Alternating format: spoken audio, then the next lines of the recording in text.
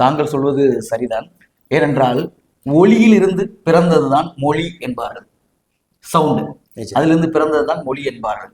ஆதிகால மனிதன் ஒளியை வைத்துதான் சமிக்கைகளை எழுப்பித்தான் ஒருவருக்கு ஒருவர் ஒரு சமூக தொடர்பை உருவாக்கி கொண்டார்கள். அதன் அடிப்படையில் வந்ததுதான் தமிழ் மொழி. நீங்கள் சொல்வது போல சீன மொழி கூட தமிழுக்கும் பிற்பட்டதாகத்தான் கருதப்படுகிறது. மேண்ட்ரின் என்னும் மொழிக்கு ஈடு இணையாக தமிழ் மொழி பேசப்படுகிறது. நீங்கள் சொல்வது கரெக்டான ஒரு விஷயம், சரியான ஒரு விஷயம், ஏற்றுக்கொள்ளப்படது. ஆனால் தமிழில் இருந்து பிறந்ததான் என்ன பழமையும் தொன்மையும் வாய்ந்த தமிழ் மொழியானது பழமை வாய்ந்தது. அதை திரு கமலஹாசன் அவர்கள் சொல்வதில் என்ன தவறு இருக்கிறது? இது என்ன சரியா இல்லையா? கமலஹாசன் பேசியதில் எந்த உள்நோக்கம் இல்லை என்பது நான் புரிந்து கொண்டே தெளிவாக இருக்கிறது. அவர் யாரை விட்டு கன்னட மொழியை குறை சொல்ல வேண்டும் என்று சொல்லவில்லை. கன்னட மொழி மட்டுமல்ல, மலையாளம், தெலுங்கு போன்ற மொழிகளும், துளுவ மொழி உட்பட இன்னும் பல இந்தியாவில் அங்காங்கே பேசப்படுகிறது. ஏன் பாகிஸ்தானில் கூட பல்சிஸ்தான் மாகாணத்தில் பேசப்படுகிறது. சரி, வடமேற்கு மாகாணத்தில் பல்சிஸ்தான் மாகாணத்தில் பேசப்படுவது கூட கிட்டத்தட்ட தமிழ் மொழி தான் என்று சொல்லப்படுகிறது. கண்டிப்பாக இப்படியாக தமிழிலிருந்து தான் சமஸ்கிருதம் கூட தோன்றியதாகவும் சில மொழி ஆராய்ச்சியாளர்கள் சொல்லிக் கொண்டிருக்கிறார்கள். அப்படி இருக்கும்போது கன்னட மொழி தமிழிலிருந்து தோன்றியது என்பதற்காக என்ன ஆதாரம் இவர்களுக்கு வேண்டும்? சரி, கன்னட மொழி தனியாக எப்படி தோன்றியது, அதை இவர்களால் சொல்ல முடியுமா? கன்னட மொழியில் சமஸ்கிருதம் கலக்கவில்லை என்று அவர்களால் சொல்லும். தமிழ் மொழியில் சமஸ்கிருதம் கலக்கவில்லை என்பது அனைவருக்கும் தெரியும்.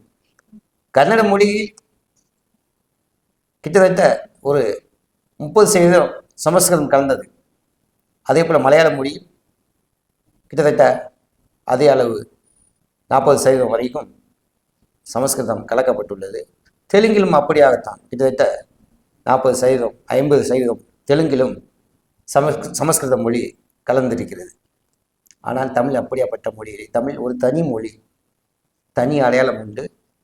அதற்கு போதுமான ஆதாரங்களாக 3000 ஆண்டுகளுக்கு முன்னர் தோன்றிய தொல்காப்பியம், அதே போல நிறைய 50 காப்பியங்கள், பிறகு